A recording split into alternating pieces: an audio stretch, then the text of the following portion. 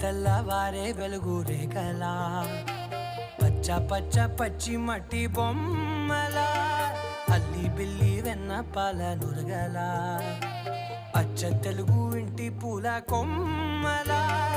దేవదేవుడే పంపగ ఇలా దేవతే మా ఇంట అడుగే పెట్టెనంట బ్రహ్మ కళ్ళలో కాంతులే